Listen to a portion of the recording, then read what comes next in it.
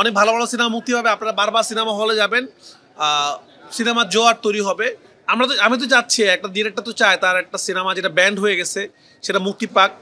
তো 840 দিয়ে শুরু হলো এই ডিফারেন্ট টাইপের সিনেমা মুক্তি পাওয়া। আশা করছি খুব তাড়াতাড়ি অমীমাংসিত মুক্তি পাবে ইনশাল্লাহ। ওই তো আমার পরবর্তী সিনেমার নাম তাণ্ডব, যেটা সিনেমা হলে আসছে কোরবানিতে। সেটাতে কে নায়ক থাকছেন, কে নায়িকা থাকছেন, কারা থাকছেন, প্রোডাকশন হাউসেরটা আপনারা অলরেডি জানেন, আলফা SBF চরকি, এটা প্রডিউসার। কে হিরো এবং কে নায়িকা সেটা আপনারা খুব তাড়াতাড়ি জানতে পারবেন। এতটুকু বলতে পারি, তুফানের থেকেও বড় কিছু নিয়ে আসছি আপনাদের কাছে। তুফান 2-র আগে এটা আরেকটি কন্টেন্ট আমার, যেটাও ইনশাল্লাহ তুফানের মতো ব্র্যান্ড হয়ে যাবে।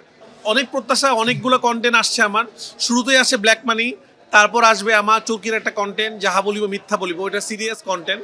তো এটা আমার জন্য একটা বড় ব্যাপার যে আমি খুবই একটা স্যাটার কন্টেন্ট বানিয়েছি বঙ্গর জন্য, খুবই সিরিয়াস একটা কন্টেন্ট বানিয়েছি চরকির জন্য, যেটা কিনা আসবে যাহা বলিব মিথ্যা বলিব, এটা রিলিজটা খুব তাড়াতাড়ি হবে, ওইটাও একটা OTT কন্টেন্ট।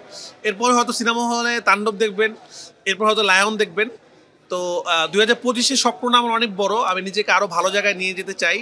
তো আপনারা সবাই দোয়া করবেন আমার জন্য, যেন ভালো ভালো সিনেমা বানাতে পারি। তুফান দিয়ে যেরকম বাংলা সিনেমাকে একটা জায়গায় নিয়ে গিয়েছিলাম আমরা, চেষ্টা করছি তাণ্ডব এবং লায়ন দিয়ে বাংলা সিনেমার মাত্রাটাকে আরো বড় জায়গায় নিয়ে যাবো ইনশাল্লাহ। ইন্ডাস্ট্রির কথা আসলে আমি তো প্রত্যাশা করতে চাই না। তো আমরা চাই সিনেমা হোক, সিনেমা বেশি বেশি সিনেমা হোক, কারণ প্রত্যাশা পূরণ না হলে এটা খারাপ লাগে আসলে। তো আশা করবো 24-এর মতো 25-এ হবে না, অনেক ভালো ভালো সিনেমা মুক্তি হবে, আপনারা বারবার সিনেমা হলে যাবেন, সিনেমার জোয়ার তৈরি হবে এবং দেশে শান্তি বিরাজ করবে, এটা তো সবার চাওয়া। তো 24-এ যেরকম আমাদের দেশে অশান্তি ছিল, আশা করব 25-এ থাকবে না, 25 একটা সুন্দর বছর আমাদের জন্য হবে, নতুন বছর, এটাই আমার প্রত্যাশা।